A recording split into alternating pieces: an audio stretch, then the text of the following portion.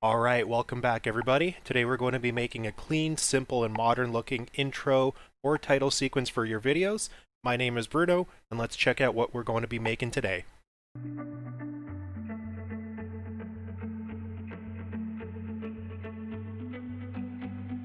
Alright, so to begin, we're going to drag our video clip into the media pool, and then from there, drag and drop it into our timeline.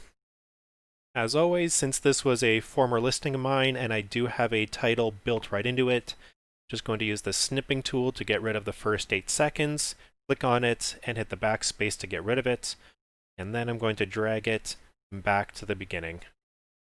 Now the audio is a little bit loud, so I'm just going to mute it, and let's get working on our title.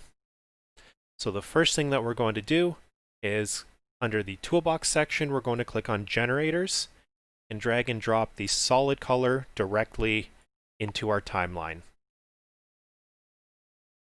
By default, this is black, so I'm going to get rid of that black color and change it by clicking on the solid color itself, going up to the right-hand side and changing the color to white.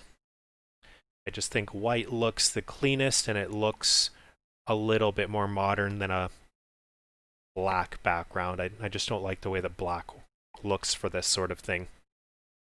Next thing we're going to do is go under the toolbox section, go to titles, and then drag the text directly over top.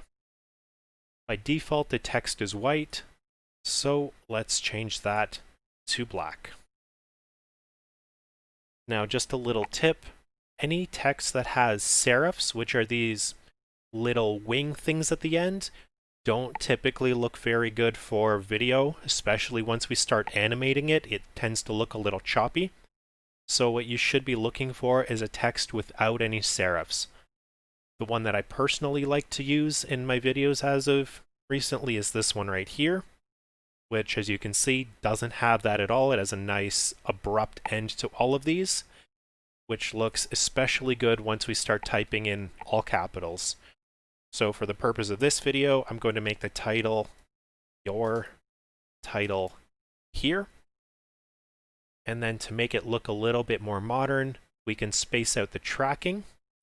I think we can go up to around 35, maybe 40 or so. I think that looks pretty good. And maybe make it a tiny bit bigger at 140. So I think that looks pretty good. Now, if we need to add a secondary line, we can go back to the title section and drag another text right over top. Now, I don't like having both of them black, so to make it stand out a little bit more, I tend to go with a dark gray. Just makes it look a little bit better in my opinion. For the text itself, we're going to be using exactly the same font, but we're going to make it a fair bit smaller. Usually about 2/3 of the size of the other one. So in this case, size 100 should work pretty well for what we're doing. I'm going to change the title to secondary line. And we're going to need to move it down, because as you can see, they are over top of each other. To do that, we're going to go under the video tab and drag the Y position down a little bit here.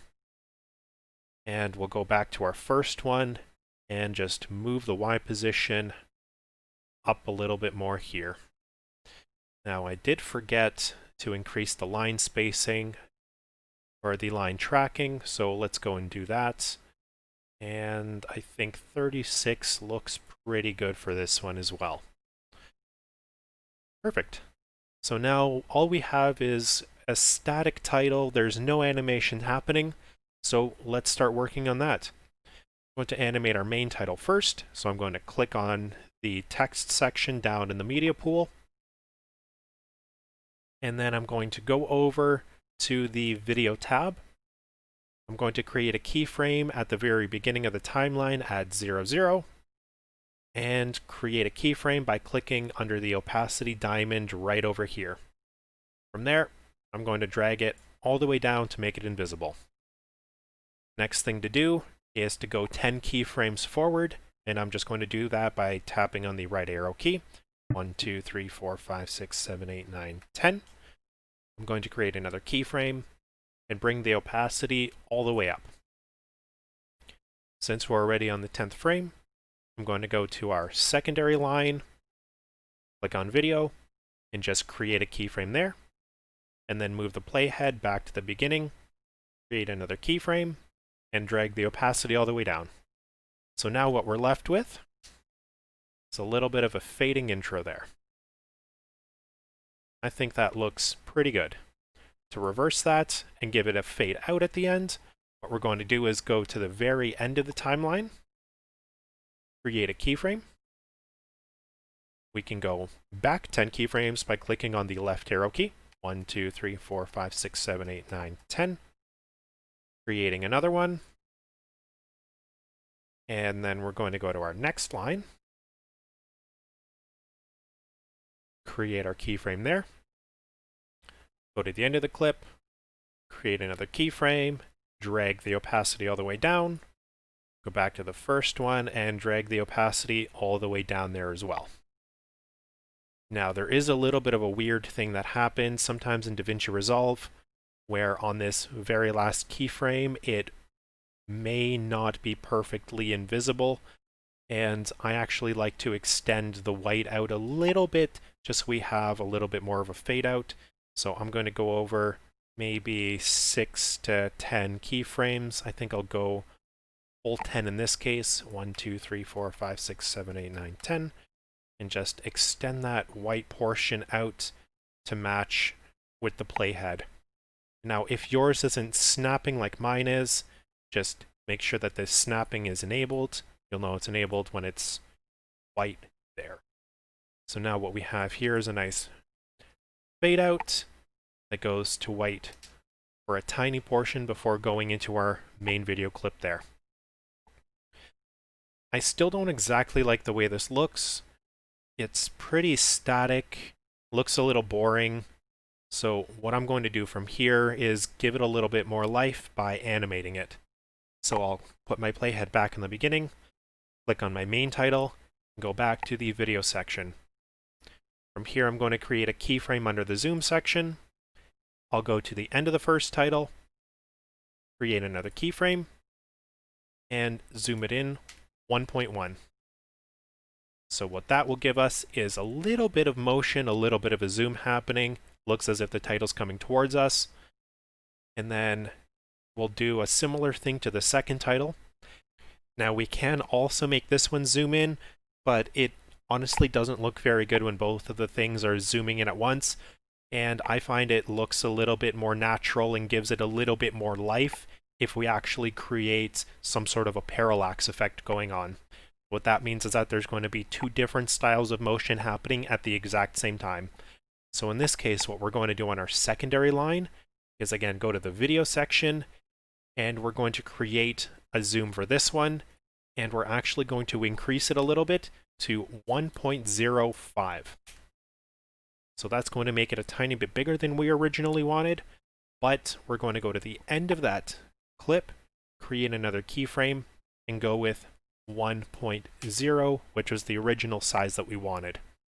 So what this is going to do, as you're going to see when I hit the playback, the initial clip is now going to look like the main title is zooming in more than it was, and the secondary title, it's going to, for the most part, appear stationary, but your eye will still perceive that there's some motion happening, so it's going to look just that little bit better. And because they're zooming in at different rates, it's going to give a little bit more visual pop as well. So as you can see, the second line, it barely looks like it's moving, but your eye can still pick up on it. But the main title definitely has a lot more life now than it did before. And now the last thing, we just have this pure white that just sort of cuts off into our clip, which doesn't look very good. And to fix that, we can pop in one of the video transitions that are right in DaVinci Resolve. To do so, we can go over to the toolbox section and click on video transitions. And for something like this, I think the cross dissolve or the additive dissolve will probably look the best. So the cross dissolve, if we put that in, we can put it on top of the white section here. And as we can see, it's a little bit too long. So what I'm going to do is click on the end of it, and I'm just going to drag it to match up with the end of the actual text itself. So what the cross dissolve will do is basically just give a fade. It's going to fade out the white while fading in the video clip behind it. So if I go frame by frame, you can see exactly what's happening there as the white is being turned down and the actual video clip is becoming more and more clear. So that's one of the video transitions that we can use, and probably the one that I would prefer to use for this style of a video. Now I'm just going to delete that by hitting backspace. The other one that we could do is the additive dissolve, which I also think works pretty well. And I'm going to drag this one out as well, just to make it the proper size. And this one's going to be very similar.